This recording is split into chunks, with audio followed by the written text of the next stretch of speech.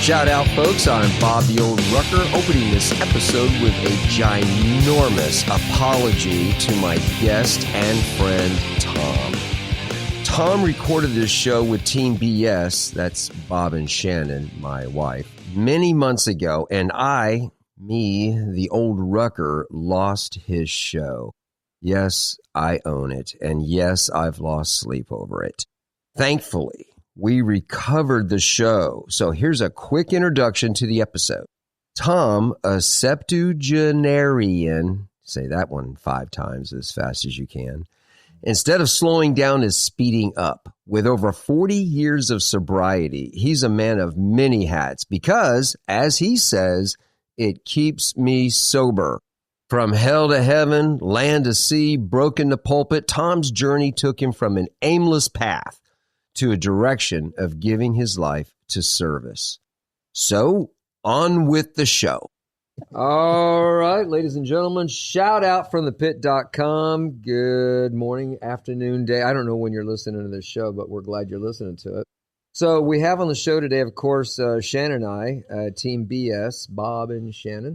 And then we've got a good friend that we just met. I'm going to let him tell his story as we move along. But we talked about this earlier, and unless you tell me otherwise, we're going to call you Tom C. Okay, that's fine. Well, Tom, but you're Tom C for the episode.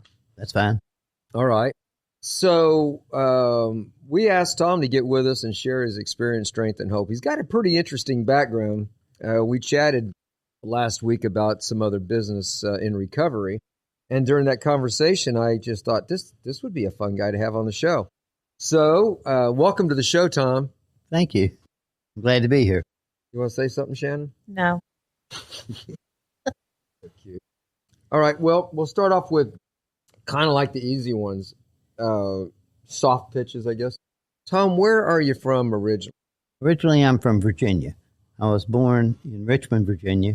Actually, I was born on Lee Circle, which is where that big statue of Robert E. Lee that they just took down was. Great. And you have a sailor background. Yes, I do. Finished high school in Richmond and went on to college, and I graduated from college in 1970. My draft lottery number was 22, and in 1970, I think they went up to 300 and something, taking people. But my dad had been in the Army in World War II. I'd like to say hooah. Yeah. Anyway. And he had 3 sons, and he told all 3 of us, said, whenever you go in the service, and we knew we were going to go in the service, he said, whenever you go in the service, don't go in the Army, go in the Navy, because you'll eat every meal off the table, and you'll sleep every night in a bed. and except for 3 days where I went through jungle survival training in the Philippines, that's exactly what he was absolutely right. And but Good. Yeah, nobody told me that I was going to have to get used to sleeping on the ground or in a tank. I don't know what I expected, but when I met some of the guys first of all, we ate joint endeavors, and we would go, and the Navy would do the chow, or the Air Force would do the chow. It was the best chow ever. Right. It made me want to switch services midstream. I never got a bad meal in the Navy. Oh. When we were on ship underway, then we got four square meals a day. 4? Because we always had mid-rats at night. And it might be some leftovers and stuff, but we'd get full meals. And sometimes if they didn't have enough leftovers, they'd fix something fresh. Wow. So you've heard that Dr. Seuss, green eggs and ham? Yes. Now, you know that's true, right? Green eggs are true. The Army invented them. Oh. Well, we didn't get them in the Navy.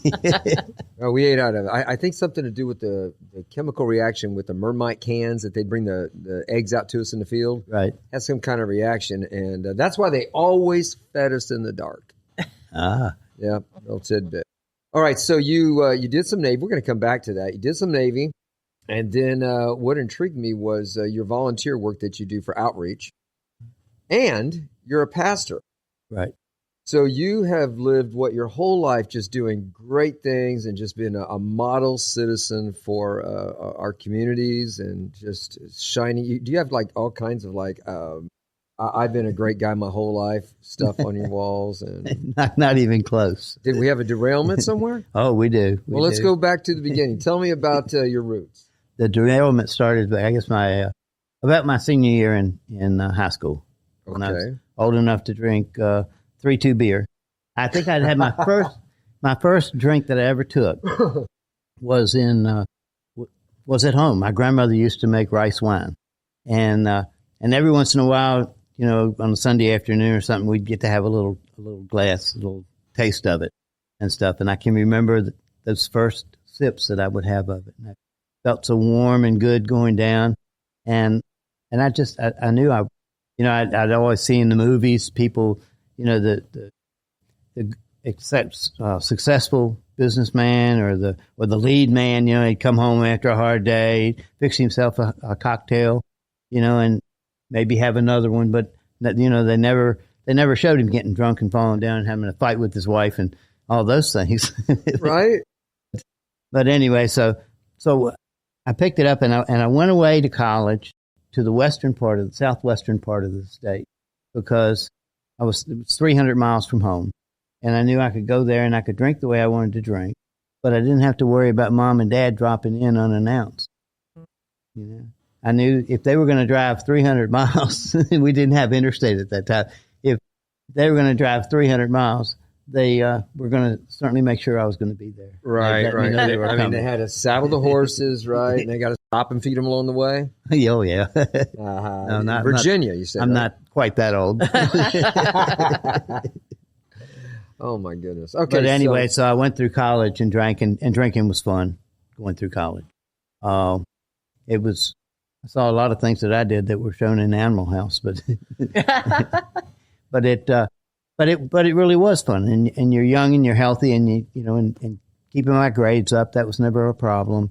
If I showed up, I had not a photographic memory, but almost an auditory memory that I'd remember hearing the professor say what he, and so I did well.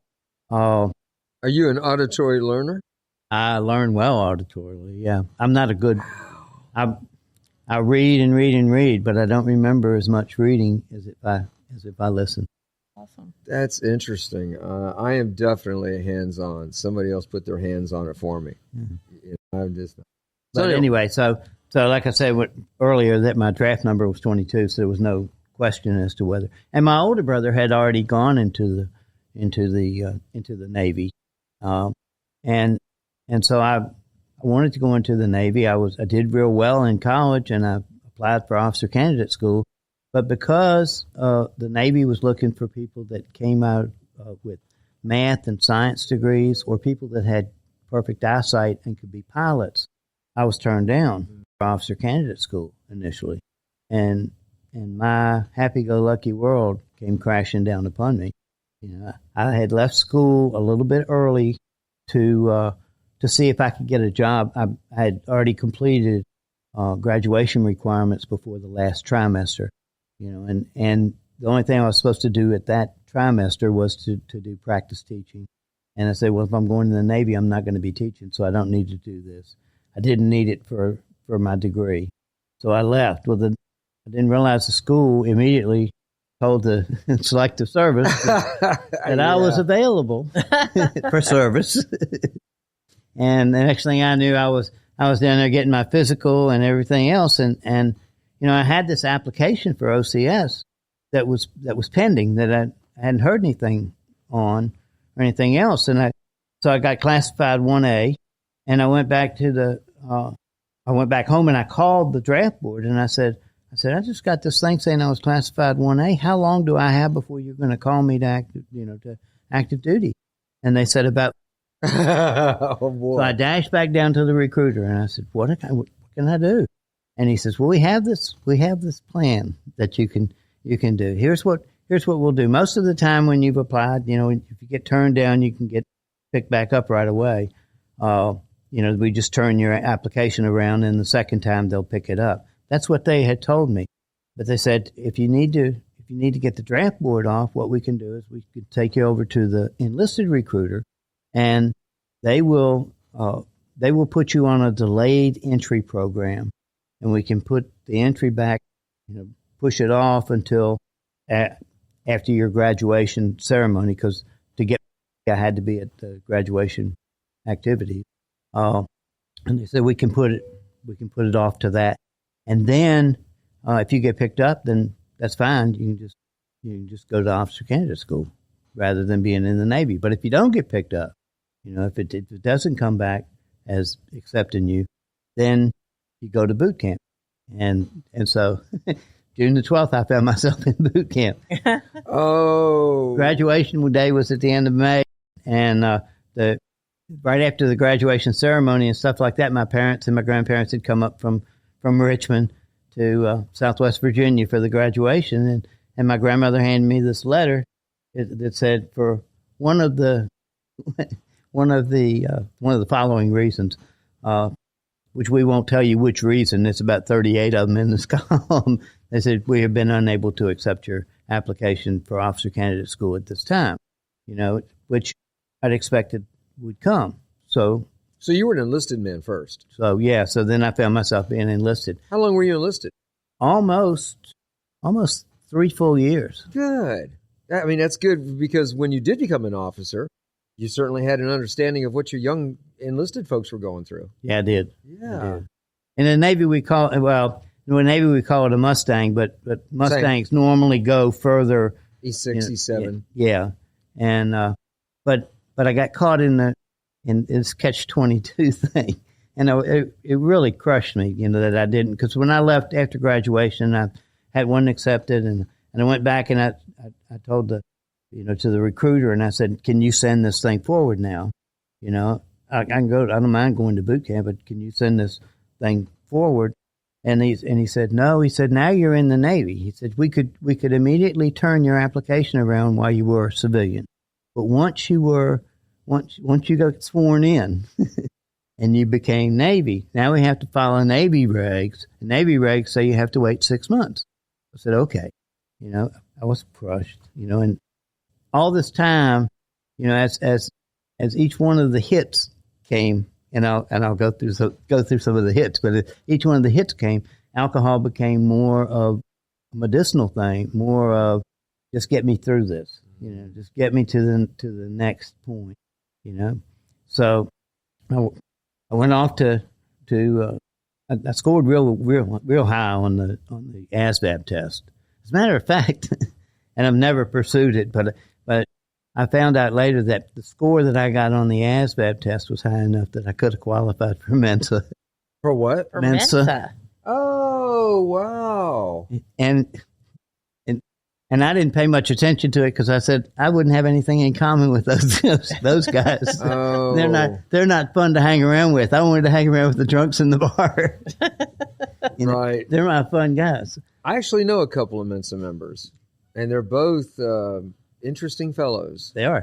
They're for a conversation for another cup of coffee for another day. Yeah. But anyway, so what happened? But anyway, so I go off to boot camp, and it was a culture shock to the immense. Here I was in college, university, coming out of a middle class family where it was just really a close family, and you watched your P's and Q's, you minded your manners, and so on. And here I was in the Navy, every other word started with F, and every third word started with M.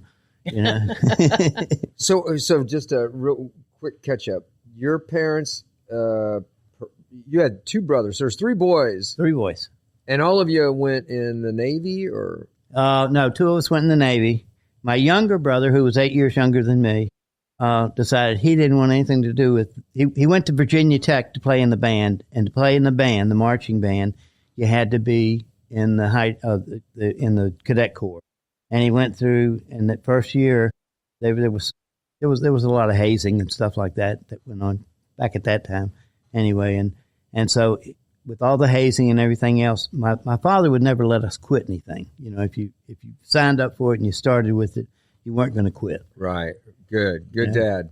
So he stuck it out for a year, and then he said, "I'm not going to do it for another year."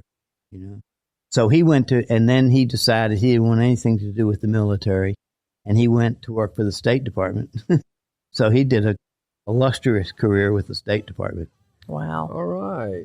So meanwhile, you're drinking in the Navy, going through some hiccups. Yeah. Meanwhile, I'm doing whatever I can to get through it. And like I said, but I went through boot camp and did real well in boot camp. I was a company honor man and stuff like that. But the hurts come like when they came through our company, and anybody that had a college degree, they went to them and asked them if they wanted to go to officer candidate school, except me. And I said, I'm the company honor man. What's the matter with me? And they said, you have to wait 6 months. Your 6 months aren't up. The boot camp was only like 12 weeks or something. Oh. So I said, okay. So got my orders to go to Class A school, which was to become a communications technician and stuff. And that was a 6-month course. So the first 10 weeks of that, or it was a 20-week course, the first 10 weeks of that program, every day we would listen to Morse code. Wow. Hour after hour after hour. And we started off in what they called the big room, and they had this huge lit up keyboard up on the wall in the front of the classroom. And you'd hear oh no. And the A would light up, and you'd hit the A on one of these old 1920s Underwood typewriters with your little finger. And then you'd check your little finger to make sure it wasn't broken.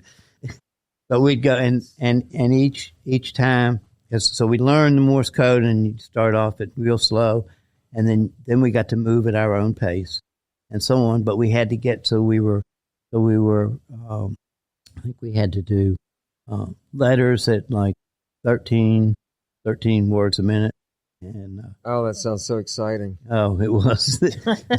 1 hour a day, we'd get a lesson on something about the Navy, or something about electronics or something like that. But anyway, so we teamed up with some guys, and we found out that if we finished in the top 5 we're in the top 5 of the class at the 10-week point, and we had reached all the targets that we needed to for the speed for copy and code, then we got our choice as to whether we would go to our branch, which they're the guys that would continue to copy code, or T branch, which it was a technical branch, and we wouldn't have to sit there with those typewriters anymore. We just had to be able to write it down with a pencil, and we only had to do the 13 characters per minute that we had, or 13 words per minute that we would do originally. So we did that, and then when we got over to that thing, we found out if we were in the top 5 of our class, we got our choice of duty station. So we made sure that all 5 of us, well, there were 4 of us that got together, we were all in the top 5 of our class, and we all got our the duty station. Hawaii? Oh, I didn't want to go to Hawaii. You didn't want to go to Hawaii? Where'd you go? Not then. I went to Morocco. That's when I went to Morocco. Oh, that's when you went to Morocco. Okay, so you're about 22 years old, right? 22. You finished college. What was your degree? Education? I majored in Spanish, and I minored in physical education and education, the 2 double minor. What in the world made you want to major in Spanish? It was easy. Okay, that's easy. Honest. It came easy. I had 5 years. I just had this, I don't know, ability. Sometimes you just have a gift with foreign languages, and I had this ability with foreign languages. So in high school, I had 5 years of Spanish, 2 years of Latin, and when I took all the tests and stuff like that, and they told me I was going to be a CT, they said, and we're going to send you to language school, because I scored almost perfect on the foreign language thing. And I thought I was going to go I was excited about it, because my original dummy orders coming out of boot camp were to send me to California to the Navy postgraduate school, where they have the Navy foreign language school. And I'd gone through the interviews, when they were asking about, for interviewing you for the security clearances and stuff like that. And they asked me, I said, would you be willing to learn Vietnamese? And I said, yeah. They said, would you be willing to learn Chinese? And I said, yeah. They said, would you be willing to learn Russian? And I said, yes. And they said good and so on. And I got my dummy orders, but then when the final orders came through, it sent me down to R and T branch school rather than going to the language school. And it's just, I was starting to learn more about the needs of the Navy. You know, they needed more R&T branchers at that time than they needed the I guess it was language. I'm trying to think. There was like 5 or 6 different branches of communications technician.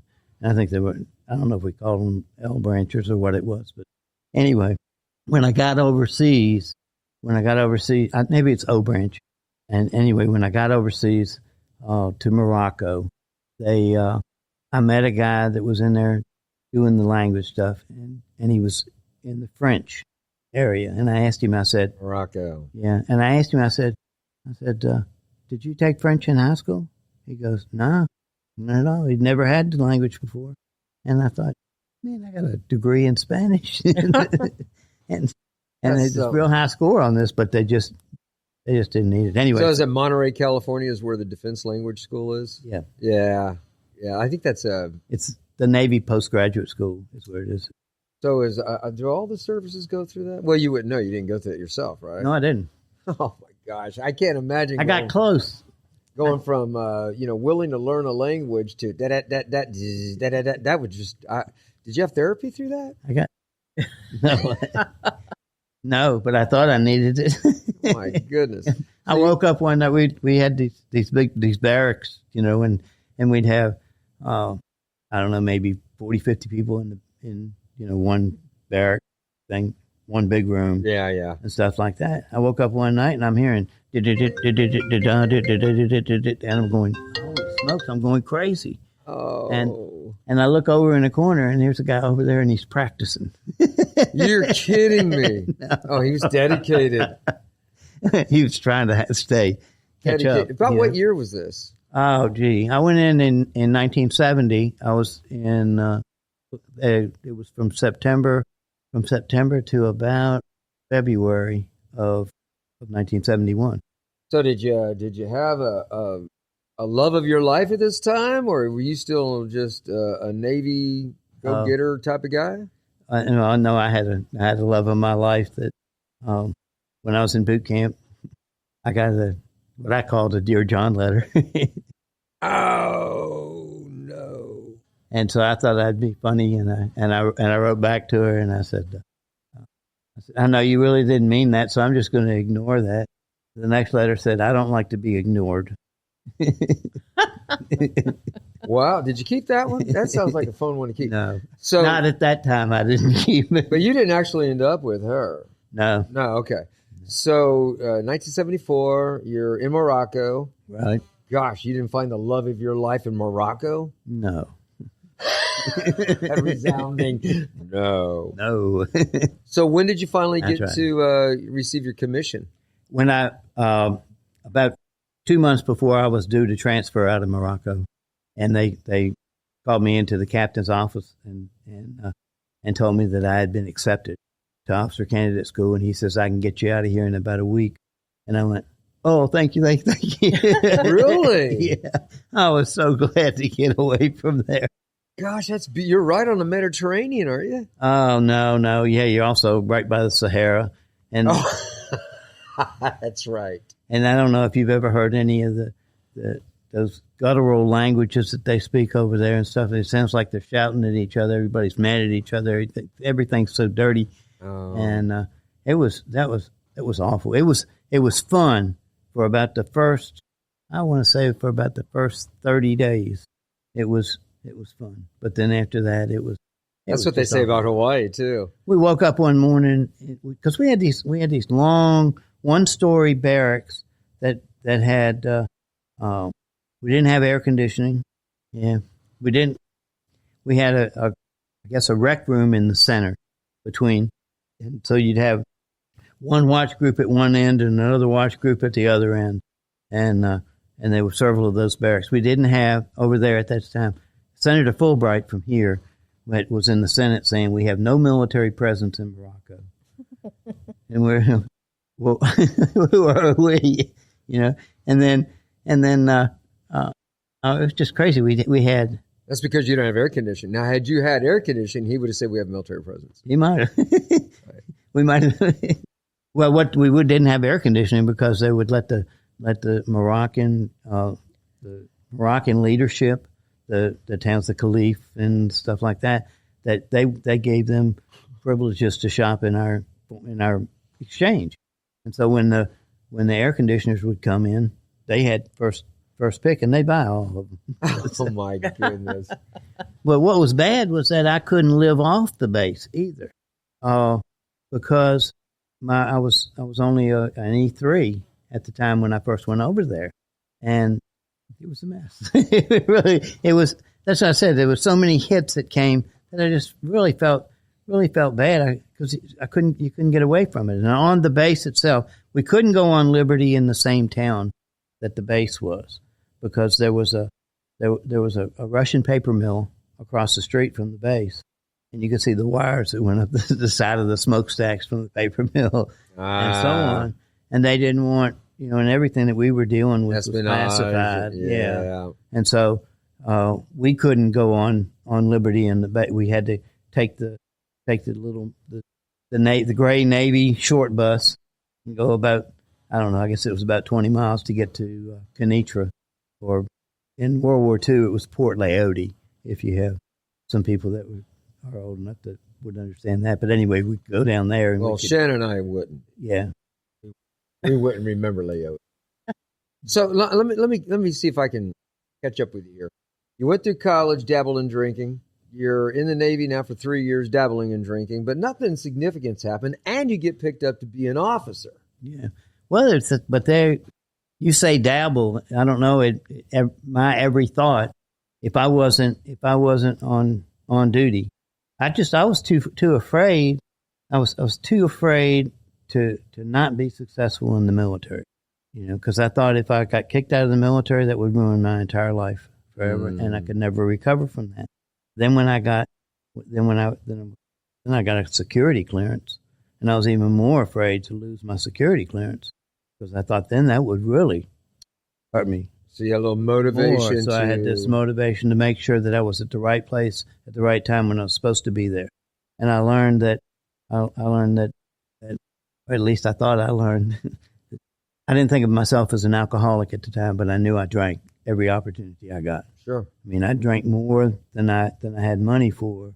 I'd borrow money each payday so I could drink to the next payday, but I'd have to borrow money to get to there, and then I'd pay it back, and just keep that source going. Cycle. Yeah, and it was, and I should have seen and should have realized, but I didn't, and but later on, when I finally did come to the realization I was an alcoholic, I thought I had heard lots of the senior officers talk about if somebody had a problem with alcohol, that it was a disciplinary problem, that they didn't have any self-discipline and stuff like that. But when I look back on it, alcoholics have more self-discipline than most other people do, because we will get up and we will go to work and we will do whatever we have to do to protect that source to be able to drink. Good At point. times when we feel, if any non-drinker felt the way that we did when we went to work, they would call in sick without thinking about it, but never. So, Tom, you got your commission, and instead of just doing 6-8 years like a lot of folks do in the military, you stayed a little longer? Well, see, I was on a 4-year enlistment, and I got picked up, and I still had about a year or so to go on that 4-year enlistment. What they do is they discharge you from one, and you pick up another one. And then there's not with officers, once you get commissioned, then it's not, you get a tour of duty that you get sent to, and if you keep accepting other tour duty, if you want to get out, then you're writing your ass to be released from active duty. Right. So it's not like an enlistment of a specific amount of time. But I left Morocco and I went to Newport, Rhode Island, for officer candidate school. Okay. And that was kind of fun because I already knew what a lot of people that weren't in the Navy, before, were because at officer candidate school they pick up kids from college, what I tried to get into right out of college, right, and stuff. So I wasn't a newbie. So I I knew a lot of stuff and felt very comfortable with a lot of stuff and so on. You already knew how to salute. Right. And I was getting paid. I was getting paid as an E5 by that time, right, as an officer candidate. So it was a big, and I had more liberty at officer candidate school than I had ever had in the Navy. So now that you had a little extra money, what was your drink of choice? It wasn't Meisterbrow, I'm sure. What was? No, it's still beer. Oh, really? Yeah. You were a beer drinker. I kind of looked at you maybe as a Scotch or bourbon type of guy. Well, no. Later on, I like bourbon. I used to drink Virginia Gentleman. Got a high taste there. Yeah, but but I didn't handle it all that well. Uh-huh. So I could handle beer more, and beer was cheaper, and so I'm Scottish. Oh, okay, all right. So when did go ahead, Shan? Oh, I was just going to ask a question because when you're talking about college, felt like Animal House for everybody that remembers that. In the military, I think about watching movies. World War II movies, where they always get in bar fights, you got to run away from the police or something like that. I mean, you're kind of in a culture that promotes drinking in both of those situations, or where it's acceptable, expected. It's just kind of what's going on. How do you know whenever, if everybody you're around is doing the same thing, how do you know whenever you're not just like everybody else? When somebody tells you that. Okay. I don't know. I said I made it through. I made it through officer candidate school, but there were times when I so many times I should have recognized that I had a problem with alcohol. Are you still single during this time? Yeah. And you're making all that money? Yeah. Golly, bring the beer. Yeah. But I hear Reveille go in the morning, and I open my eyes. I'm sitting in my car in the parking lot behind the wheel, and I'm going, oh no. So I quickly dash in and get changed real quick and get back out for formation. And fortunately, I was a real good swimmer, and so I was the regimental swimming instructor at OCS, and so I just had to go to the pool, and I didn't have to go through some of the other stuff, and so on. But I mean, that was one of the times when I just, I don't know. I should have recognized it. Did anybody ever say to you, Tom, wow, that's a lot of beer or bourbon, or did anybody ever make you aware that maybe you were tipping a little bit more than you should have? No, because most of the people, like on the weekends when we'd have Liberty and stuff like that, most of the guys drank like you did. Yeah. They'd party. They were college guys. We used to frat guys. And used to fraternity parties and keg parties and things like that and stuff. And I can remember, taking off with several of them that were from up in that area. And we went to keg parties at different colleges, on the weekends, So life was good. Yeah, life was good. Life was real good. I mean, you might wake up behind the steering wheel, get cleaned up, and head to the pool, but life's still good. Yeah, but but it should have been you ought to think about this, When did that happen? When I got to my first ship, after I graduated from officer. And that's when... What was your rank by then? As an ensign. Ensign is an 01? 01. Okay, ensign's 01. Okay. Yeah. I know Army talk, but you got to have to walk the dog with me on this Navy talk. Yeah, we're the only ones that do it right. Well, okay, so I digress for a sec, but when I was a very small child, Shannon's heard this story, my grandpa gave me that doll. What was it called? Troll doll. Troll doll. Crazy hair from some port somewhere. Okay. And we were on the ship. It was moored in Houston. And I'm a little guy, and he's holding my hand, and in his other hand, he had this fat stogie, and he was a giant of a man. I was a little dude. Yeah. And as he's walking, people are moving out of the way. Chief. And I remember thinking, my grandpa's an Indian. I had no idea what that meant. So anyway, continue. Oh, goodness. Oh, Let me think of where I was. You were an ensign. You got your first ship, and I went to my first ship. Now, when I got my orders from OCS, I had wanted to go. Like I said, I was a strong swimmer, and I had wanted to go to be a Navy diver.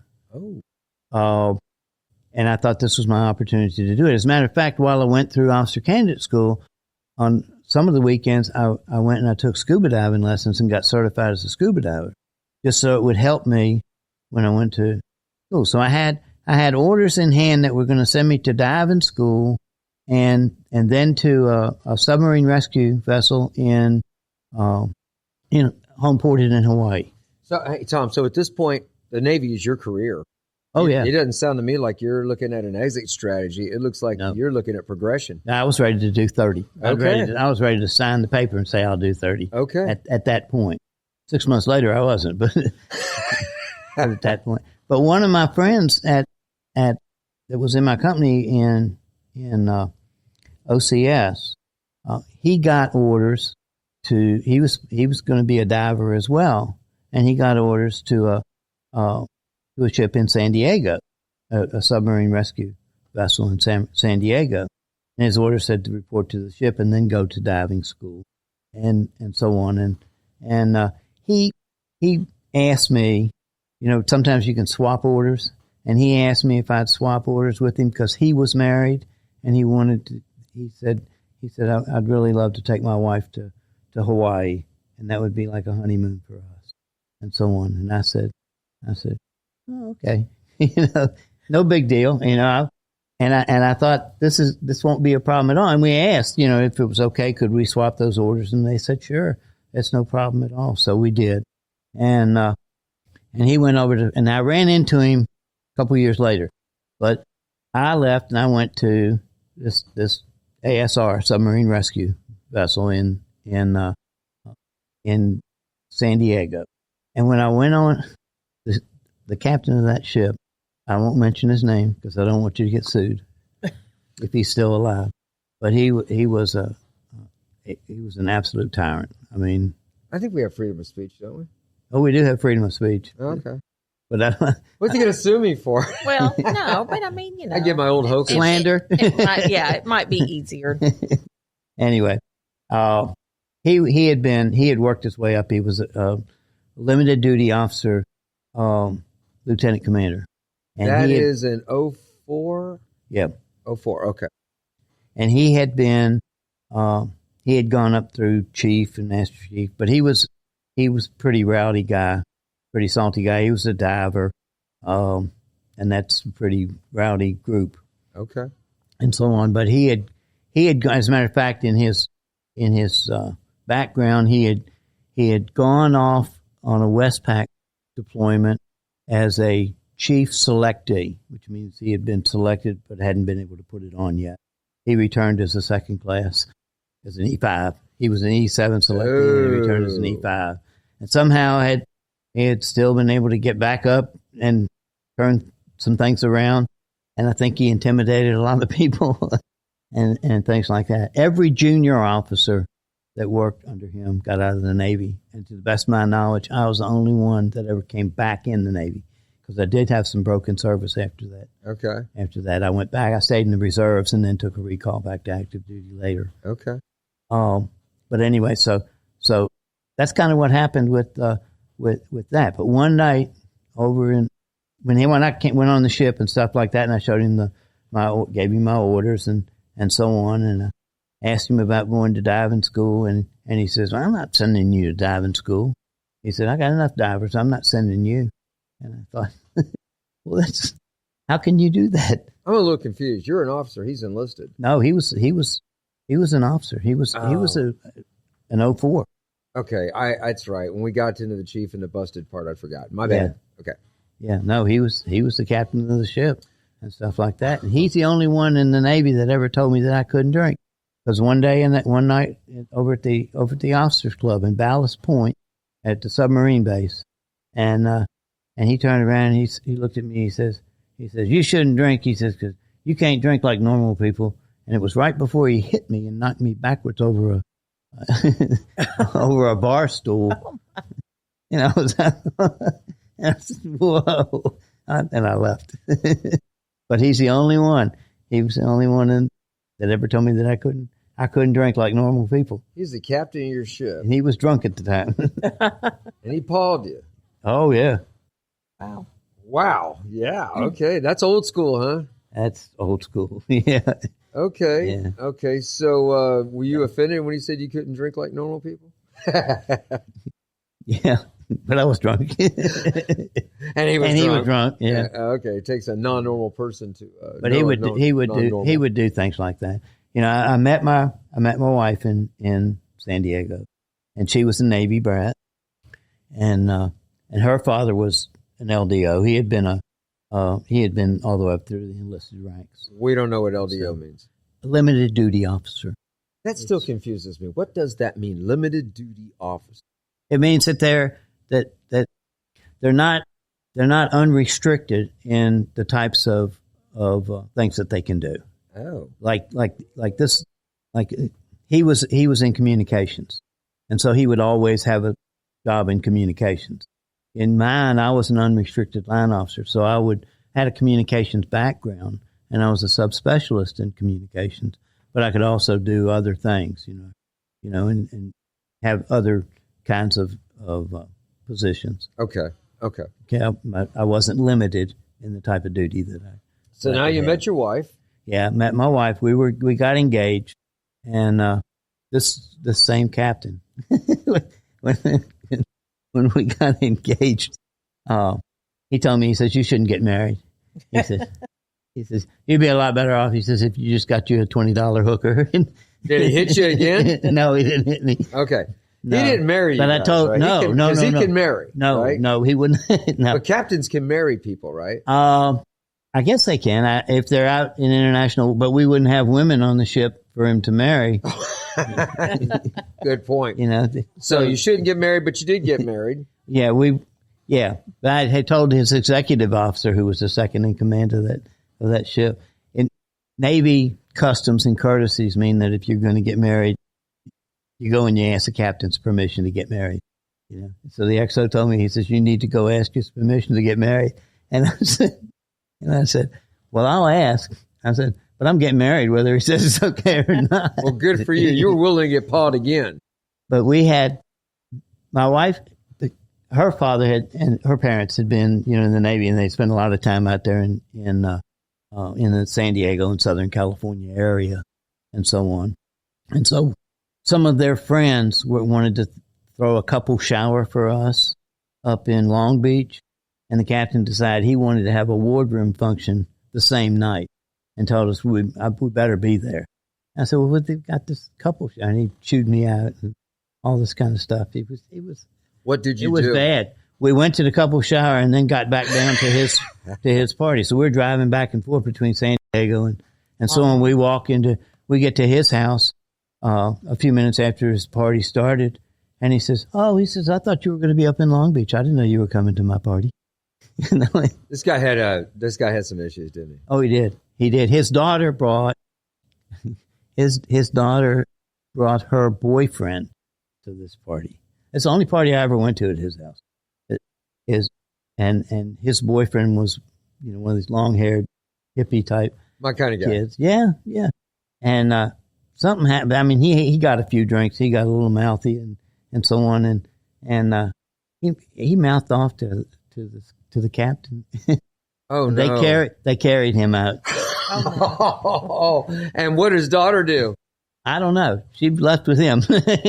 Another one bites the dust. Yeah, it was like, it was, and that's just the way that he was. If you can't dish it, if you can't take it, don't dish it. Yeah, there was a book, and I don't know if it's still in print, but it was titled The Arnheiter Affair. There was a Navy officer named Captain Marcus Aurelius Arnheiter, and he ended up Did you say Marcus Aurelius? Yeah. His parents had high aspirations for Stoicism. Yeah. Okay. And he was not a very good officer, but somehow he had gotten his name put on a list that he could be the commanding officer of a non-combatant ship if they couldn't find anybody else in the Navy. Was that like a raft? Yeah. Okay. Well, there were some destroyer escorts and things like that, and he ended up somehow being able. I don't know how he did it, but he had a friend that was a detailer or something, and somehow his name got slipped in, and he got command of this destroyer escort. Okay. So he goes over, and he was doing. I mean, he just did crazy stuff, just like what I've been describing with my captain and stuff.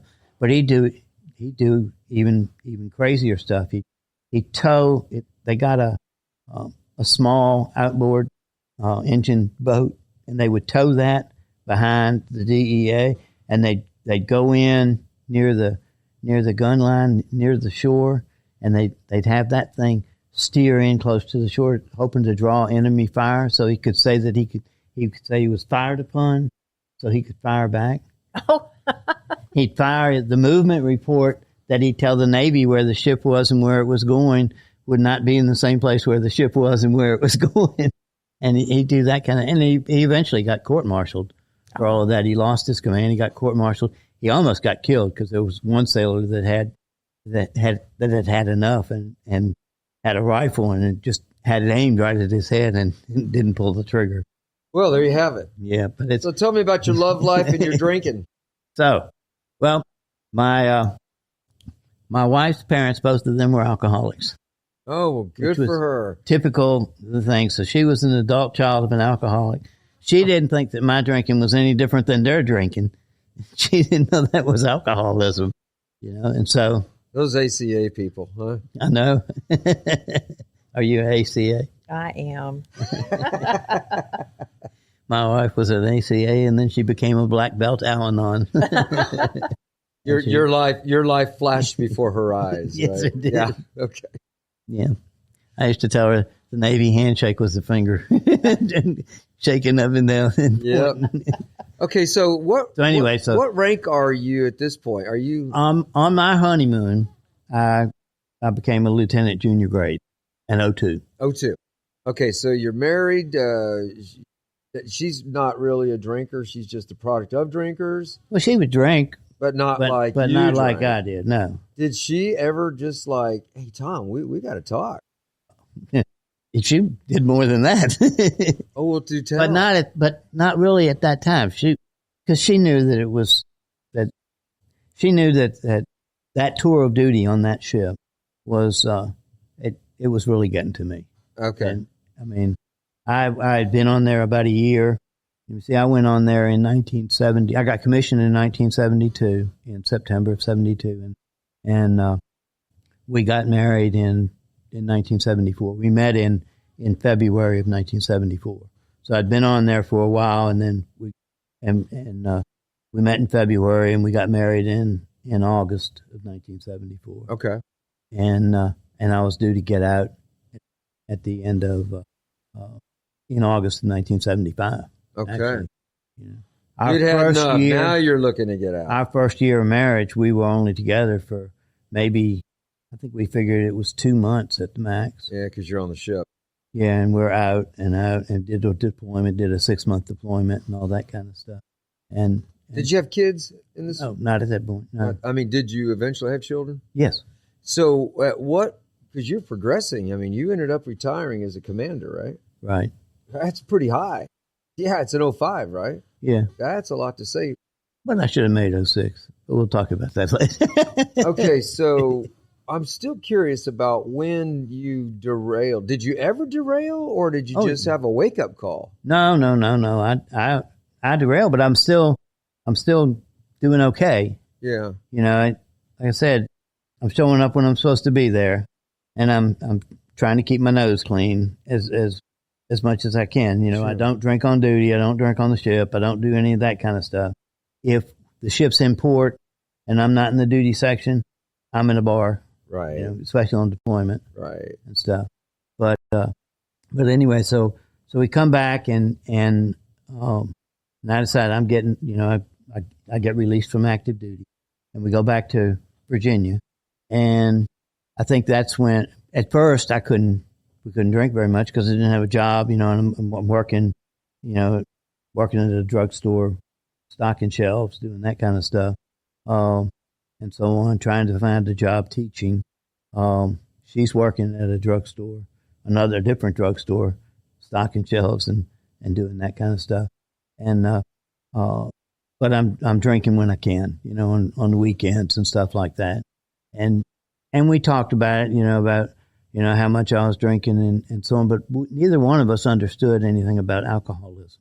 And at age 27, I think I went to my first AA meeting. What sparked that?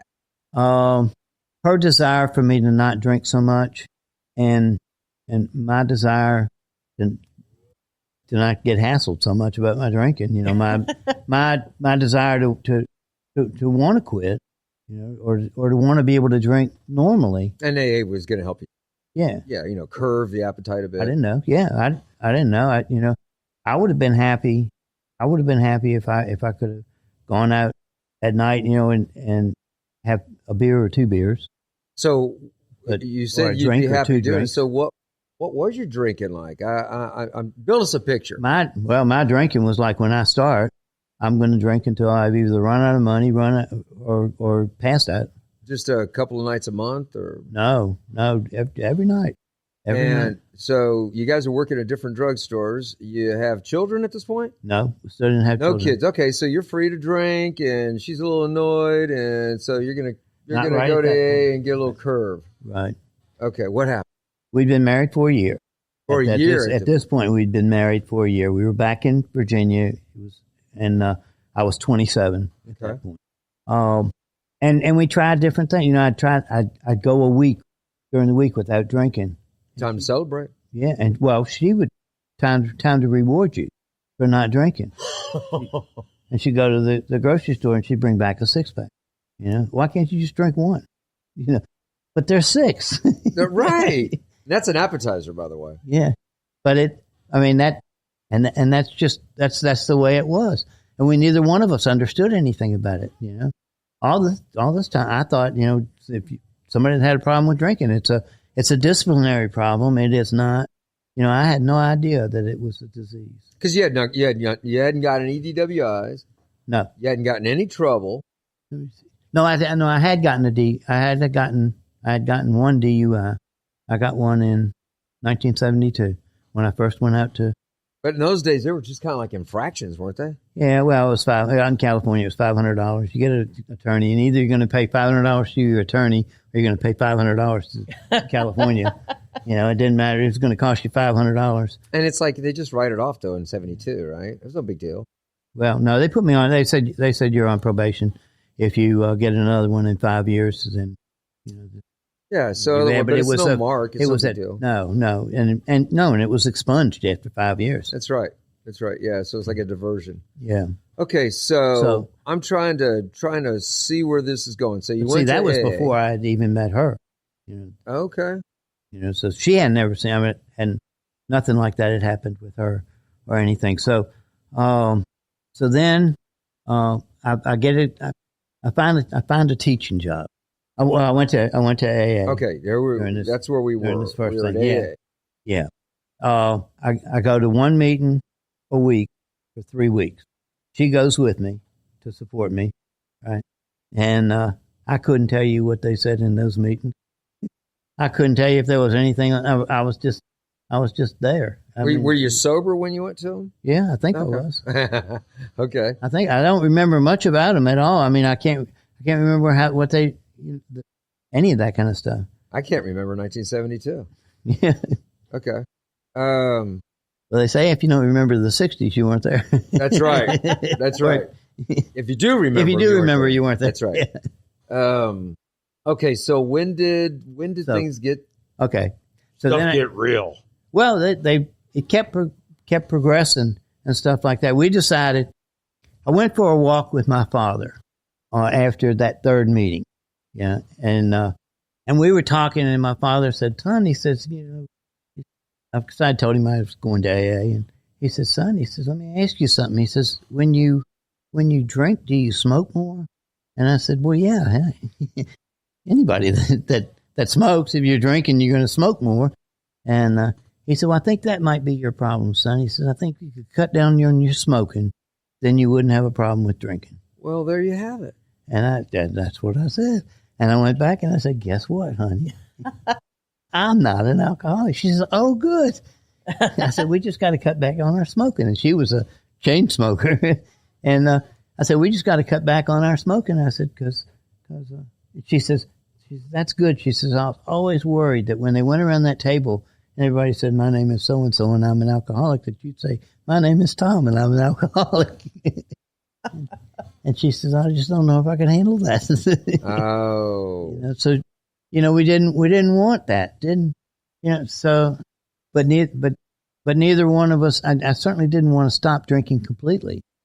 I just wanted to be able to handle it. But anyway, so I get a job, teaching at it was a day school for, special education.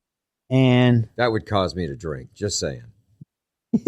That would cause me to drink. Yeah, well, it comes to that. But it was somebody that lived in the same apartment complex that we were in, worked there. And she said, well, they're looking for a man and stuff like that. And you got a background in education and stuff like this. So I met with the director of the school. And, he said, you've got a master's degree now in education. I had gotten my master's degree by this time. He said, you've got a master's degree in education. He says, but he says, we really need somebody that has background in special education. Oh, yeah. He says, if you'll go to Virginia Commonwealth University there in Richmond, he says, if you'll go and work towards a master's in special ed, then I'll hire you, but I'm only going to pay you half of what I would pay somebody with the credential. Well, that was more than what I was making in the drugstore, yeah. And so I said, okay, I'll do that. So I still had GI Bill, and I used GI Bill to go and so I was doing that. But because I was the only male in the school, I got a class of learning disabled and behavior disordered boys that ranged in age from 8 to 16. Oh, boy. And usually I had 7 or 8 of them in the class, 9 of them in the class at any one time. And it was a war zone. Oh, yeah.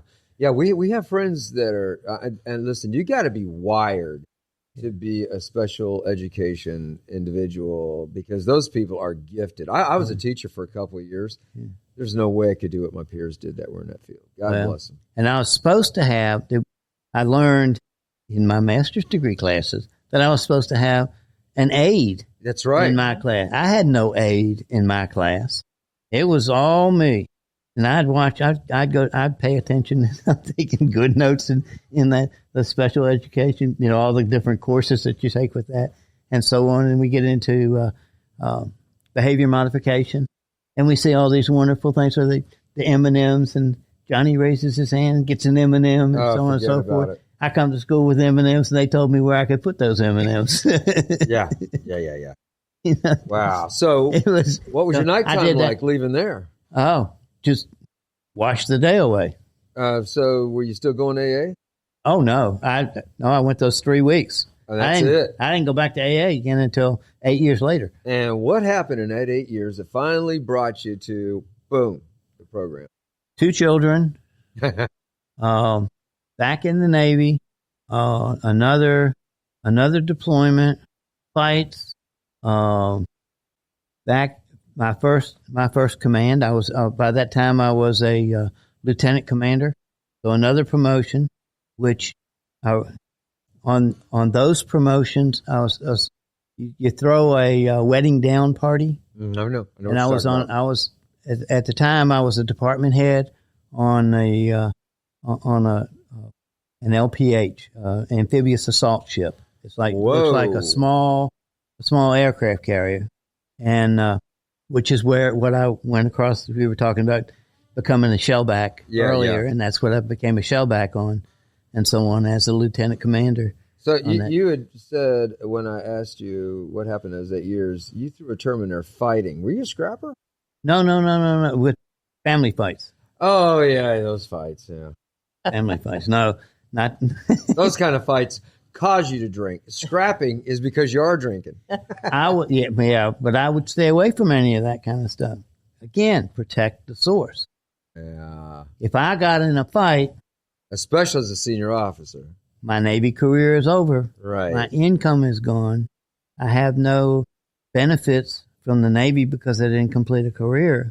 And I'm right back where I was, I'm right back where I was stocking shelves at a grocery store. Forget about that. Okay, so here you are, commander, 2 kids, a wife. Yeah, I'm the commanding officer of the Navy and Marine Corps Reserve Center in South Carolina, Greenville, South Carolina. And I thought, okay, everything's going to be different now. Each time I got promoted or a different command, I'd gone through armed forces. Well, no, at that time I hadn't.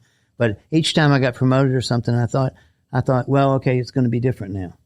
I won't need to drink. It won't be as bad. It won't, it's all going to, but as different as it was, it never changed anything, because it was me. So wherever you went, Tom went with you. Yeah. Yeah. Wherever I go, whoop, there I am. and so my wife had told me, she said, honey, I think I want you to leave. She said, matter of fact, she says, I've met somebody I think I'd rather spend my life with. And I was crushed. And I didn't know, I didn't know what else to do. And I had tried to stop drinking.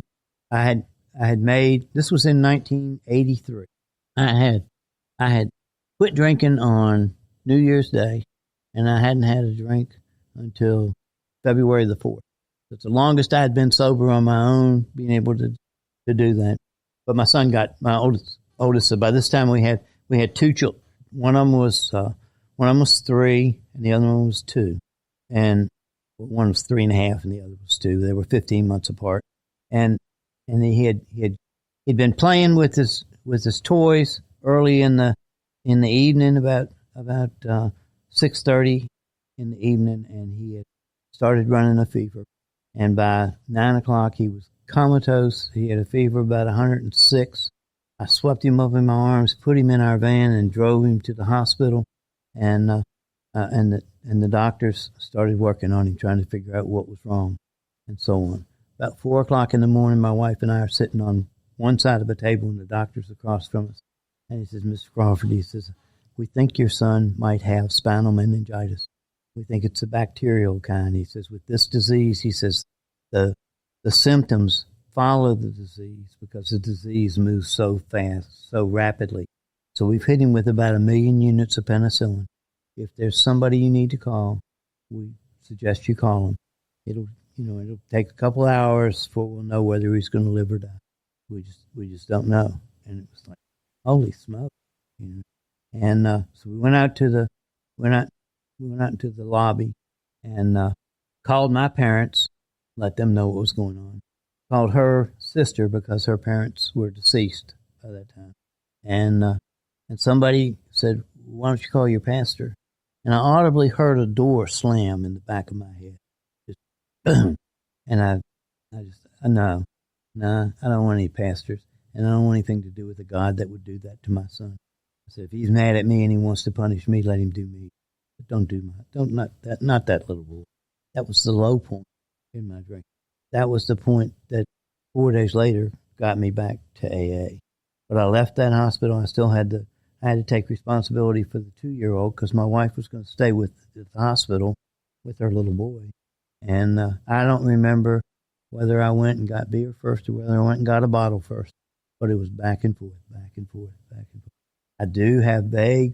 I had been a blackout drinker for some time, but I had vague recollection of driving my van around in South Carolina with my 2-year-old son sitting in my lap, and I'm like 3 sheets to the wind, and so on. My mother got on a bus in Richmond and rode a bus all the way out to Greenville, South Carolina, which was a bunch of hours and stuff. I was passed out on the couch. I was too drunk to even go pick her up at the bus stop. And that's when all the hatred I had towards myself just kind of came out. During that 4 days, somehow I had punched something and broken my knuckle, and I wouldn't go to the doctor to get it fixed or anything. That was just a mess. That was the bottom. And I went to and found out where an AA meeting was, and I went to it. I didn't I couldn't go to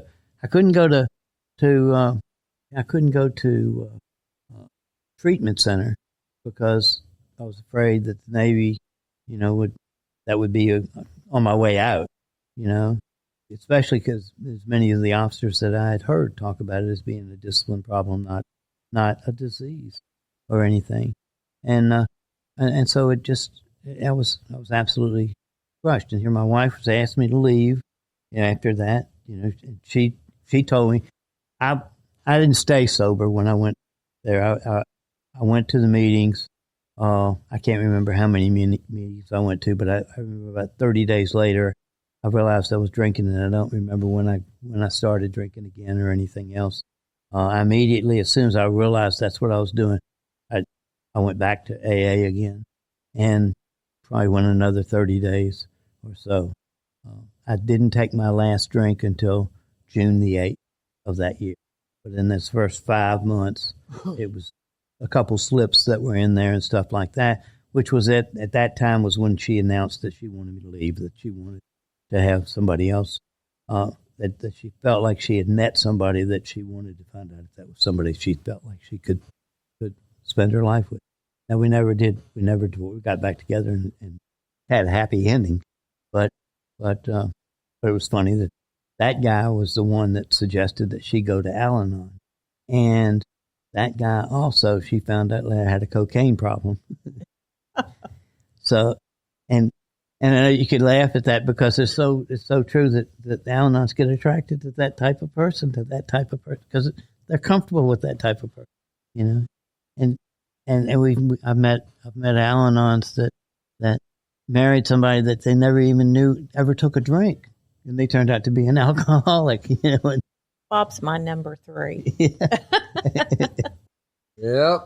So, but anyway, after June the 8th, she had told me she wanted me to leave after that we were having a commanding officers conference in Charleston, South Carolina, which is where my immediate superior in command was. Did she have the kids by then? Or were you guys still together? We were still together then. Okay. And your son was okay. Yeah, my son. I'm sorry. Sometimes I forget to. Yeah, forget that was an important part. I'm just hanging on the edge here, waiting. Yeah, well, because I'm thinking about telling this part of the story. Right. And yeah, he came through it. I say he was fine. There've been some ramifications, I think, from it. Mm-hmm. He ended up with a pretty white stripe down his head, the center of his head, that almost looked like a skunk at times. Because they think because of the high temperature that he ran and stuff like that, and we had some problems with him, behavior problems and so on. He became one of us for a while. And he's still iffy. He doesn't go to AA anymore but he's not drinking, but he is using some medical stuff that's available. So June 8th of what year? June 8th of 1983. And that was it for you? And that was it. Okay, so and when did you get out of the Navy?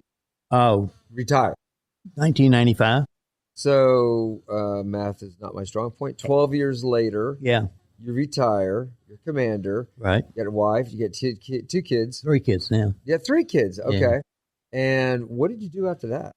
Well, when I retired, I'm just curious. How did you end up becoming a pastor? How did you go from I heard that door slam in the back of my head, as you said earlier. Yeah. Don't want anything to do with God. I found God, and I found a relationship with God. Okay. In AA. Okay. In Greenville, South Carolina. All right. I had grown up. I was Catholic, and then when I went in the Navy and I started drinking and stuff like that, then I don't know. I thought it was ridiculous to train to kill people 7 days or 6 days a week and then go to church on the 7th and so on. And at one point, even on that first ship that I had, I was both the Catholic and the Protestant lay leader. Oh. At the same time, because it was a small ship, we only had a crew of 100, and I was the only one willing to do it. But I just at that point when I hit bottom, I couldn't see God active in this world at all, And they talked about a spiritual relationship with God, and I couldn't understand how you have a relationship with someone you can't see, you can't talk to, you can't, there's nothing physical there, and so on.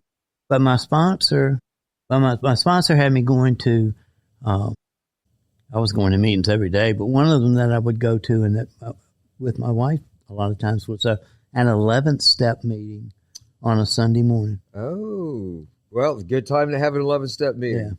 Yeah. And just for the listening audience that may not understand, 11th step is about... It's to seek to improve our conscious contact with God, seeking through prayer and meditation, asking for knowledge of His will for us. So having that meeting on Sunday morning was kind of perfect. Yes, it was. Okay, I'm curious. So how did you built that spiritual relationship, and then did you just your affiliation with the program, did it lead you to want to do more in the field of historialship, or how did you get there? That's a big leap. Yeah. Well, but it's a progression. It's not, it's appendix 2. Sometimes quickly, sometimes slowly. Yeah. But it didn't come in great leaps. It just came very slowly. My sponsor got me into service. Yep. Service work. Yeah. Yeah, not the service. Right. I'm done with that. You're done with the service. Yeah. Okay. But I got, I guess I worked with corrections and stuff like that, and then in sponsorship and leading other people through. But one of the things I did the third, I had a hard time doing the 4th step. Now, 4th step is... The 4th step is to do a fearless moral inventory. Okay. Fearless and thorough moral inventory. Right. Again, that was for the audience. Yes. Some folks are listening to this and they don't have a clue what we're talking about. Right. Well, I had a hard time doing that because I hadn't thoroughly done the 3rd step, turning my will and my life over to the care of God as I understand. I can identify with that. Yep. And I didn't know how to do that. I mean, I'd gone through it. I'd read the words of the prayer that they have in the big book and all this kind of stuff. But I didn't grasp this relationship with that. So my sponsor and I held hands, got down on our knees, and once again, we went through that prayer very slowly. And he looked at me and he said, "Tom," he said, "did you mean what you said?" Now that prayer goes, God, I offer myself to thee to do with me and build with me as thou wilt. Relieve me of the bondage of self that I might better do your will. Take away my difficulties, that victory over them would bear witness to those that I could help of thy will and thy love and thy way of life. May I do thy will always. And he asked me, he said, "Did you really mean that?" And I said, "Yeah." He said, No. Did you mean that from the very bottom of your core of being? And I thought for a minute, and I said, "Yeah, I really did. I'm willing. I want all that stuff to be turned over, and I just don't know how to find out what His will is for me." And he said, "Well," he said, "if you really meant that," he said, "then whatever happens the rest of your life is none of your business. Your business is to suit up and show up each day and seek God's will. And He'll find a way to let you know what His will is. And it may be in different ways. It may be by people that you meet. It may be by things that happen in your life. But He'll let you know. It'll be things you read, things you hear. You'll know when God's talking to you. It'll just guide you and stuff like that. So I started doing things with service and stuff like that. And we ended up, I finished up my Navy career. I retired from the Navy in Orlando. Took a job with ITT Educational Services. That I was good with working with college-age folks and stuff like that. Ended up going down to Fort Lauderdale with them as the director of education down there. After being down there for about 6 years, I got picked up as the director of the ITT Technical Institute here in Little Rock. It was over on University Avenue. And I ran that. When we came up to Little Rock, I got to come and find the house, and we moved into Otter Creek. and it was just the ideal setting because they've got. I could walk to the swimming pool and the tennis courts. In the other direction, I could walk to our church. It was a Methodist church there, and by that time we were Methodists, and we liked working with the Methodists with the kids, and we'd been going to Methodist church, once I got sober, and so I got involved with the church as well as with the school, and I was doing some things with the church in classes and things like that the lay servant ministries and stuff, and just one thing just added to another. I ended up becoming the district director for lay servant ministries with the church or with the Arkansas Conference, the central district of the Arkansas Conference, and so on. And then I got to thinking about it and thought, well, I wonder. They have this thing of a licensed local pastor, so you don't have to go through school to seminary. Yeah.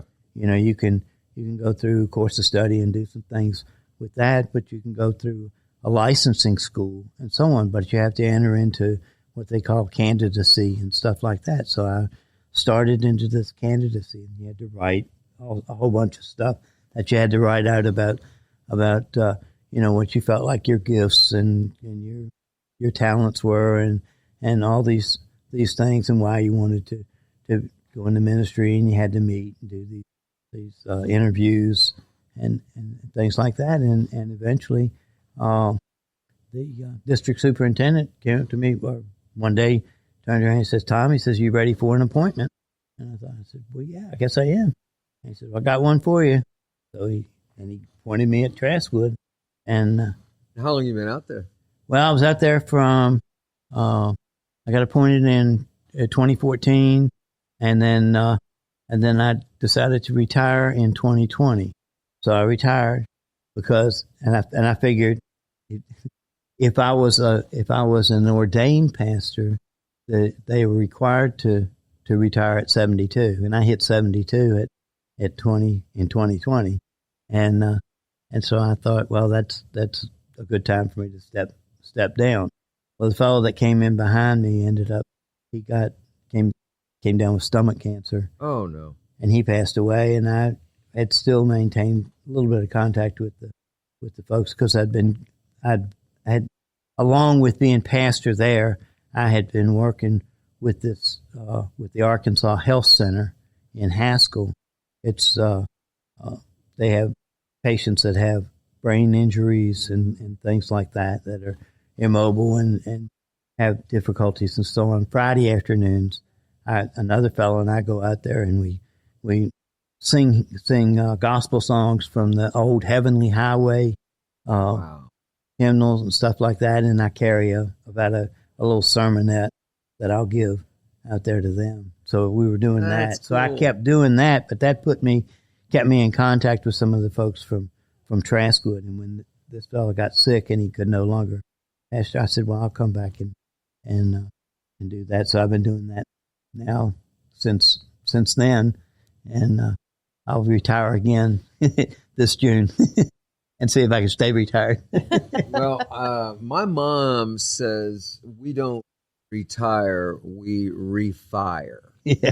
So even though you're retired from the Navy, you're retired from the IT world too now. Yeah. Okay.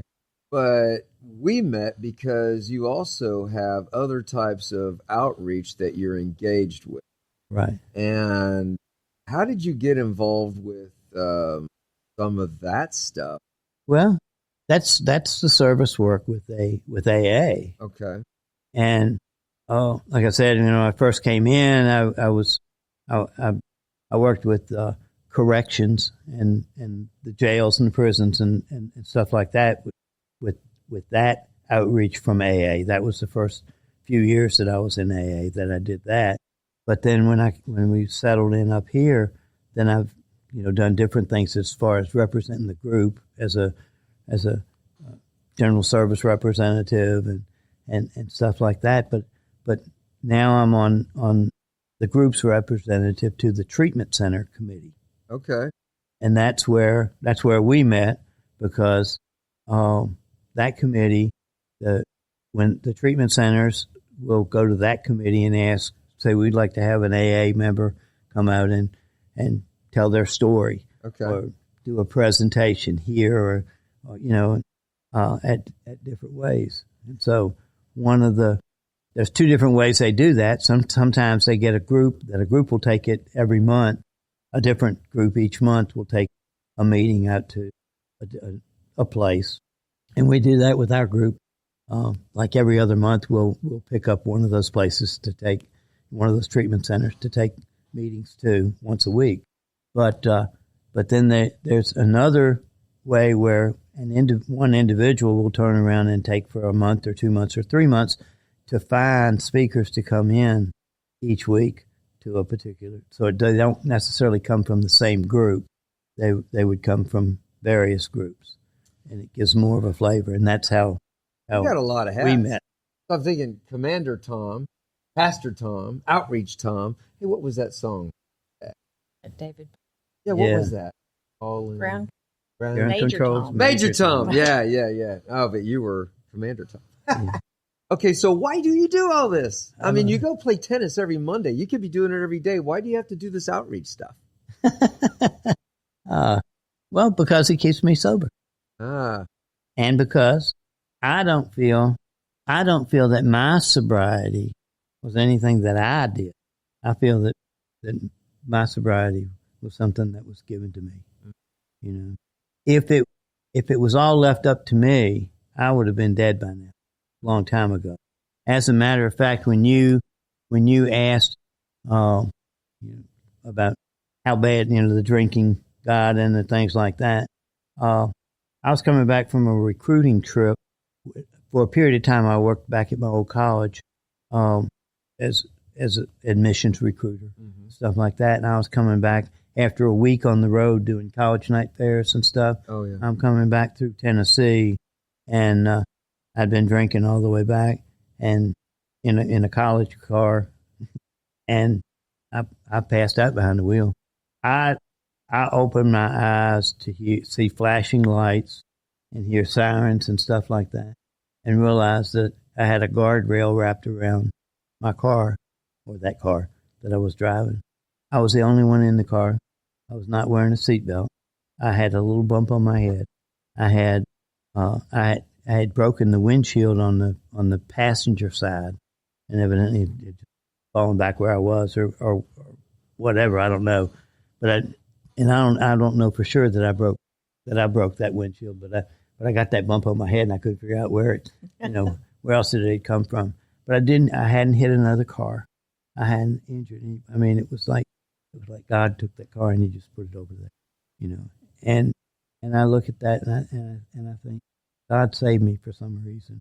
God got me sober for some reason. I couldn't do it, That first step, I'm powerless over alcohol. My life's unmanageable.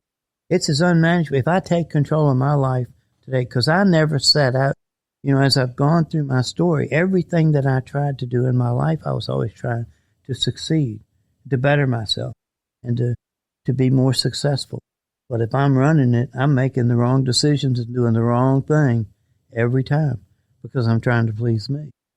So my sobriety was a gift, and I feel responsible to give that back. When I needed to reach out to a place and didn't know where to reach, the hand of AA was there, and I need to make sure that hand's there for the next person that comes along to reach. Somebody was there for my son when he reached out. I was in a different state. We weren't living together at that point when he reached out. He was still up here, and we were back down in Florida for a while. But AA was there for him. So you came in the program. Mm-hmm. The program was there for you. Yes. And time goes on. You're restored with your wife. Yes. Your kids. Yes. And awesome. Now you're giving back. Do you have an epiphany of, wow, this is what I need to be doing? Do you have a memory of when you were actually there? You just said people were there for you. They were there for your son. Do you have a memory of when you were there for somebody, without giving up their anonymity, but when you were there for somebody, you're like, yeah, this is where I need to be? Can you tell us about that? Yeah, I can. The most recent one was about 11 years ago. The most outstanding recent one was about 11 years ago when a fella came. It was about my age that came into the meeting, and he had just gotten out of treatment. He couldn't even put two sentences together, and just kind of befriended him and so on, but just always tried to be welcoming to him and so on. And he ended up asking me to sponsor him, and I took him through the steps and so on. And now he in 11 years, I mean, he does all sorts of stuff. He's my greatest achievement. Well, I can't say my achievement as a sponsor, but he's the sponsee that I think that I've worked with that has really done the most. And I've got grand sponsees under him that are just unbelievable, and I just say, that's just what it's all about. That's right. And I've sponsored, but see, when I was in the Navy and when I was moving around and stuff, I would have sponsees and stuff, but then I would have to leave them when I got orders to change to somebody else. And so I've got a bunch of them all over the place. I don't know how many of them are still sober or not still sober. And I guess I'm terrible at trying to keep in touch with too many people. Who does that? Yeah, we're guys. Guys don't do that. Yeah. Shannon's been keeping in touch with the same group of girls she grew up with forever. It just impresses me. Yeah. A guy said to me yesterday, usually I ask you, would you be my sponsor? Yeah. Guy said to me yesterday, oh, by the way, you're my sponsor. I was like, oh, yeah, well, thanks for letting me know, pal. Okay, let's. Well, he asked me, he says, would you be my sponsor? And I said, I tell you what, you need to go home and pray about that. That's right. That's right. That's and a I good said, answer. and I'll do the same thing. And if you come back next week and you still feel that way, then yeah. Tom, let's we've got an audience out there that's going to be or is listening to the show right now. So I'm probably asleep by now. well, that's where we add some things in the editing portion. So in fact, I'll edit that out. So two types of people are listening to the show. Okay. When is the age when it's like, don't even try coming in AA? You're too old for that. Just go out there and drink yourself to death. So is there an age cutoff to come into this program? Absolutely not. Absolutely not. I've seen people come into this program in their late 60s. And Mike was in his 60s when he came in. And so, yeah, there's no cutoff time. There's a lot of people come in, if they come in later in life, they wish they'd come in sooner. I wish I had come in when I was 27 and I went to that first AA meeting. I wish something had hit me, but it didn't. It wasn't my time. I wasn't ready. Right. So we got folks that are listening to the show, and they've got loved ones that are afflicted by addiction, alcohol, drugs. Drugs is the big thing today. When you and I back in the day, alcohol was kind of the thing. I had drugs out there, but boy, we've seen a lot of it. So regarding addiction in its general form, right? What would you say to people that have loved ones or acquaintances or employers that are just like, what do I do? What would you say to them? Well, I would recommend Al-Anon, for them, and then if they can sit down and talk to them calmly and reasonably about what their problem and make a recommendation that they go to AA or NA or whatever the maybe Gamblers Anonymous or Overeaters Anonymous or whatever the addiction may be, they all work those 12 steps and so on. If they can sit down and calmly suggest that to them, sometimes it's just planting a seed and not nag, not hassle them about it. Sometimes if they're going to Al-Anon or if they happen if they go to AA, they could leave some literature, just happen to leave some literature laying around, maybe a Grapevine magazine happens to be left in the bathroom. Hey, they're all seeds, right? Yeah, and that's it. But I don't think you can't be forced into this program. You have to want it. Now it's like you can't lead a horse. You can lead a horse to water, but you can't make them drink. But you can put some salt in their oats to make them thirsty. Right. You know? Right. That's good. And it's the same type of thing. You know, there's people, I used to wonder why judges would send people, you know, you got to go to AA, you got to go to so many meetings and stuff like that. Well, you can go there if you're not listening, if you don't care, if you're not going to get anything out of it. But every once in a while, somebody that the judge sends will sit there and say, well, while I'm here, I ought to at least listen and pay attention to what they're saying and see if it does apply to me. Yeah. You know, and I've seen people that have gotten sober that way, but it doesn't mean it's going to work, you know, for everybody. And you can't push them. And I, even when my son was having a problem with it, you know, and he had problems with alcohol and drugs. My oldest did. Well, actually, all three of my sons have been through some of that. Oh, you know, and my middle son, I don't think he ever had a problem drinking. I mean, had some problems sometimes with some drugs or whatever as he was a teenager, you know, and so on, especially down there in Florida. But whenever it came time for him to take a drink, he just didn't like the feeling that it gave him, and he didn't like being not in control. And so he doesn't do drugs or anything now, but the others did, and I can't. I'm too close to them. I can't. I couldn't sponsor them. I couldn't do the 12-step with them and get them, you know, try to reach out, take them to meetings. I did. I carried them around if they were court ordered, you know. But you know. So Tom, we got folks out there that could be listening to the show that are still active in their addiction. And what would you say to them? When I say they're listening, maybe they're listening because they're looking for help. Right. What would you say to them?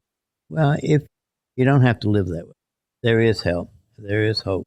You know that there's a way living. So I found that living sober is so much better, so much more exciting, so much more challenging living sober than it was when I was drinking. You know, when I was drinking, that when I was drinking, then it seemed like everything just focused around the drinking. You know, my day would go, when can I get that first drink? When can I get that next drink? And I didn't get into the drugs primarily because of the Navy and the security clearance thing. Sure. You know, I could get away with drinking, you know, but drugs, you know, they didn't test you for alcohol content. They tested you for what THC and all those kinds of things. But anyway, I would say that was where my focus was, and life wasn't fun. I mean, if I didn't feel free to go anywhere or do anything because that desire to have a drink was always there. I didn't want to go to a party if they weren't going to have booze. Didn't want to go to a restaurant if they didn't serve booze or anything. You know, I didn't want to go out. Didn't want to spend time in a movie theater, you know, or a play or anything like that because I was going to want to drink and I couldn't have it there. You know, all I could do was go to places and do things. And life was, I hated life and I hated me, you know. But when I got sober, once I put the, as they say, put the plug in the jug, once I got sober and I found out, you know, the book, the Alcoholics Anonymous book says that, you know, we're not a glum lot. It says we absolutely insist on enjoying life. You know? And I learned early on, I used to hear these old timers say, you know, if being sober wasn't better than drinking, then I'd still be drinking. I'd go right back to it, you know. And I've heard people say that you know, no matter how long I go without taking the drink, if I want to have my misery back, I can get it all back in the shot glass. You know, it'll all come right back. And I haven't lost anything. That's part of my story. Someday I'll share that with you. That line you used. Okay, so what's your favorite quote? One that you probably use so much it's just a Tom cliche at this point. Oh, No, I don't think I have. I really don't think I have a favorite quote. Name one you that I like. use. Oh gosh, I like the slogans, and I like I think probably my favorite quote is "I can't, but God can." Okay. All right, so we got folks that are in the program. They're just trying to build their toolbox. They got a bunch of tools in it already. What are some tools that you recommend? I'm talking about people that are maybe new in the program. They get it. They understand, hey, I need to work this recovery program. What's a nugget, a tool, a pearl, or something you would suggest to them to throw in your tool? Something that helps you? Oh, certainly the Serenity Prayer. Okay. I wore that thing out the first 5, 6, 10 years, just over and over and over again with that, because there's so many things that I'm just like I said, I'm powerless over alcohol. I have to let God take it. I can't. I know where my thing is. Whenever I had a desire to drink, one of the tools that I used is my sponsor taught me to just think beyond the first drink. I can visualize. We've had hot weather here, and you come in out of working in the yard, and you're hot and you're sweaty, and I can, if the TV's on, and I'll see that icy train come around the mountain. The Coors written on the side of it, and all these guys in the bar are having such a good time, and the door pops open and there's a guy covered in ice hands them these cold beers. And so I think, boy, that would really taste good right now, But my sponsor taught me to think through it. Well, yeah. Well, the first one might taste real good. Maybe even the second one, because the first one's not going to do it. You're going to have a second one. If you have a second one, now you're getting started. Okay, we're not going to stop at 2. Maybe I need to get a 6-pack. If I get a 6-pack, no, the 6-pack is not. I got to go get 2 6-packs. If I'm going to buy 2, I might as well go ahead and I'll get a case. So if I get a case, but I can't go in the house with a case, because then the fights will start. Well, maybe I could hide a 6-pack in the garage. Maybe I could put another one back around in the shade back in the back of the house, and I could switch them out, from time to time. And now I'm back right to my same alcoholic thinking. I think maybe I'll get a glass of tea. That other was a lot of work. It was. It is a lot of work. It is. It's a lot of work to stay high. Oh, it is. It is. It's harder to keep drinking and get away with it than it ever is to stay sober. Oh, I think about back in our early days, trying to time my drinking out. Telling Shannon, "Oh, it's a commercial break. I got to go to the bathroom. Please, commercial. Come on, commercial. When's the commercial coming?" Just all the manipulation, all the work that goes into it. Forget about it. It's a lot easier. Listen, getting sober is not easy. I'm going to give you that. That's a rough monkey. But staying sober is not that difficult if we do things like what you just said. Think it through. You mentioned earlier in the show, deal with a sponsor. Yeah. There's other tools that are out there. We don't, and you said it in the beginning of the show, you don't have to do this thing alone. Yeah. No. Well, Alcoholics Anonymous is a fellowship of men and women. That's one of the things that my sponsor, because when I first got sober, when I first started trying to stay sober, I'd get up in the morning, I'd go to work, I'd go to a meeting at lunch, I'd go back to work, I'd go to a meeting after that, and for 10 days, my wife had me out of the house when we were first doing this, and so I'd go back to that reserve center that was 45,000 square feet, that was empty. I'd sit there with my big book and I'd read. I'd sleep on my couch. I had a very short commute the next morning to work. But that's what I was doing at the very beginning, and then after that, those 10 days, then I would go when I got back in the house, and I would go to work. I'd go home. I'd hibernate. I didn't want to go out. I didn't trust myself. Weekends, I didn't want to go out. I'd stay around, do your hour work, but I didn't want to go out anywhere because I didn't trust myself, and so on. And finally, my sponsor sat me down one day and he said, "Tom," he says, want you to know this. It says Alcoholics Anonymous is a fellowship of men and women. Doesn't it say it's a meeting of men and women? It's a fellowship.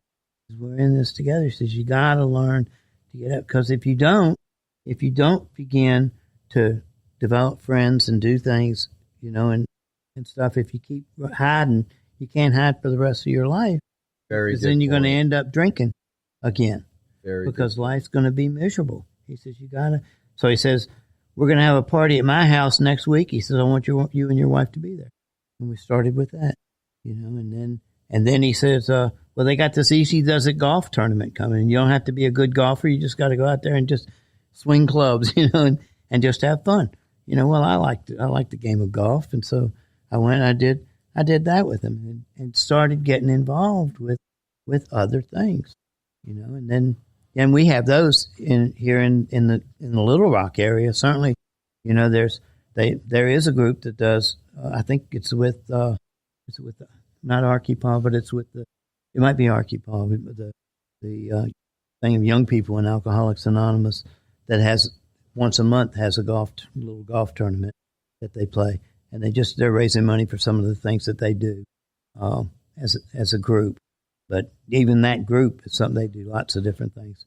We've had people from our group that got involved playing kickball and got in the kickball league, and there's all sorts of different things that different groups tend to do, because you find people that are in your home group that have same interests as you do. I mean, there's some that do bowling and stuff like that, so there's all sorts of activities that you can do but we do them as a group. My recommendation is that when you go to do something, like if you're going bowling or if you're be your own transportation, if you're going to a party where there's going to be alcohol served, be your own transportation. That way, if you feel antsy, you're not dependent upon somebody else to be ready to leave to get out of there. You can get in your car and you can get back home. Yeah. That was evaluate first if you even need to go there. Yeah. But there's lots of times when there's things with business and stuff like that you need to make an appearance, because people expect that, and if you don't, they don't know that you're not doing it because you're afraid you might get you're afraid of drinking. They just think you're being antisocial. Sure. So you want to be social, but you want to be able to get out. If you feel like you need to.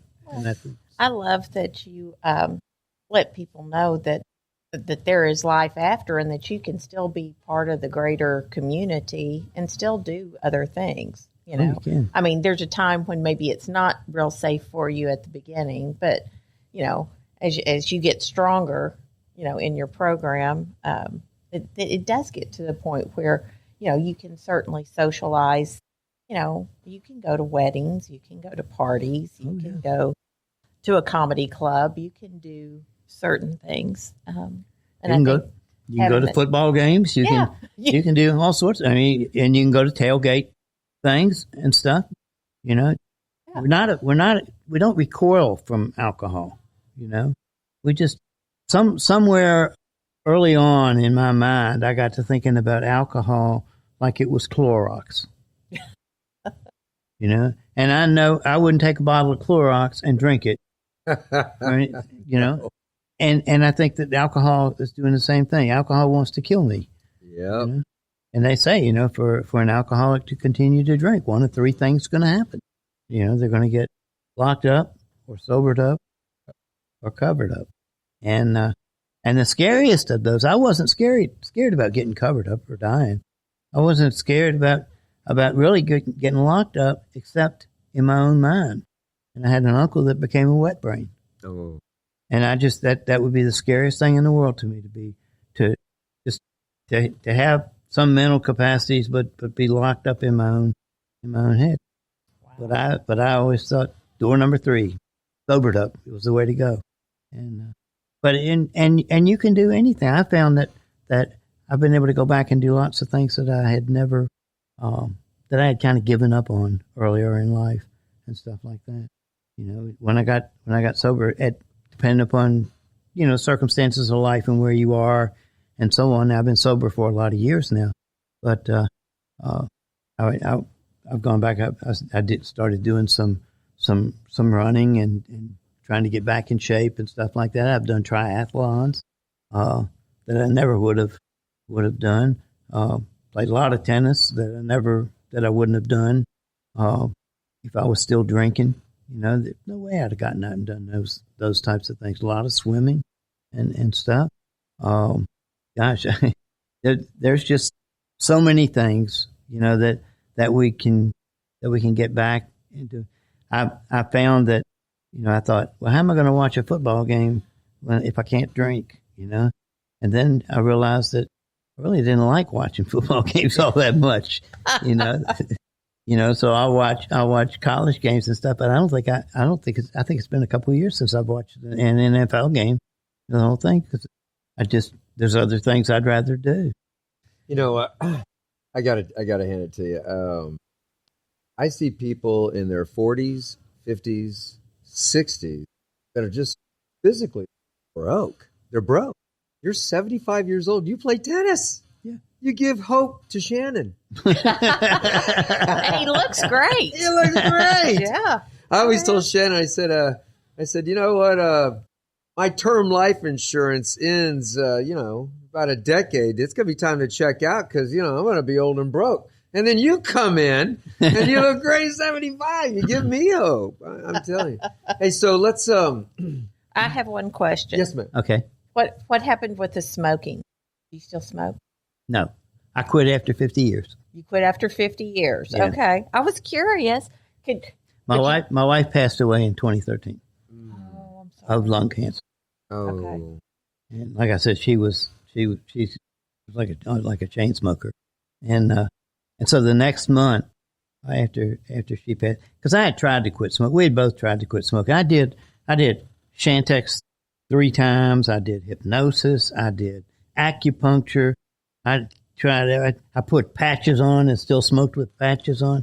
I did everything I could to quit smoking and just couldn't stay off of it. I made 19 days one time on Shantex, but you can't. It's hard to live with somebody that's smoking, and because you really can't. I mean, I think it's even tougher than living with somebody that's drinking, because you get the secondhand smoke. You get so the craving sits in whether you're taking it intentionally or not, whatever. But anyway, so then the month after she passed away, my kids, one of them started vaping or something, and I thought, well, I could do that, because that would still give me the same sense of.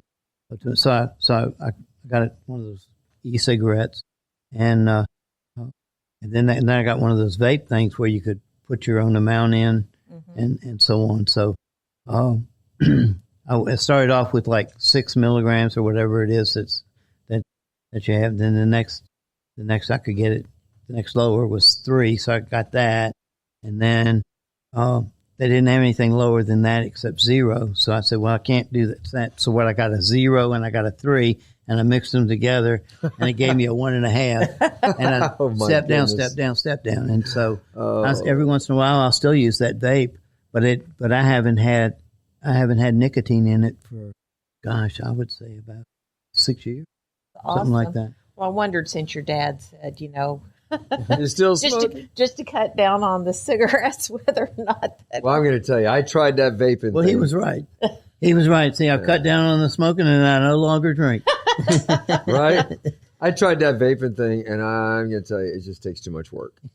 All right, so I think I did the math while we were talking here. Do you have 40 years in recovery? Yeah. 40 years. Let's sum this up in your parting words, maybe in one sentence if possible, to anybody listening. How did you get 40 years? One day at a time. My sponsor told me early on, and it may not have been my sponsor, it may have been somebody else at the meeting, told me, he says, if you don't take a drink today, you'll never get drunk for the rest of your life. That's great advice. Tom, speaking for Team BS here, that'd be Bob and Shannon. We're grateful for you. Thank you. You're an inspiration. Oh, You've got a lot to offer, and I'm just so grateful that you're so engaged in the community with all the outreach stuff that you do. I just want to encourage you to keep doing what you're doing because you give guys like us, man, a lot of hope. Thanks. Well, I think you give me a lot of hope with what you're doing. I love your podcast. All right, brother. Well, that's all we got. And I'm just going to say this to the listening audience. God bless you. Have an outstanding recovery day. And remember, if nobody's told you today they love you, we love you. God bless you. And come visit us again. Spread the word. Shout out from thepit.com. Bye.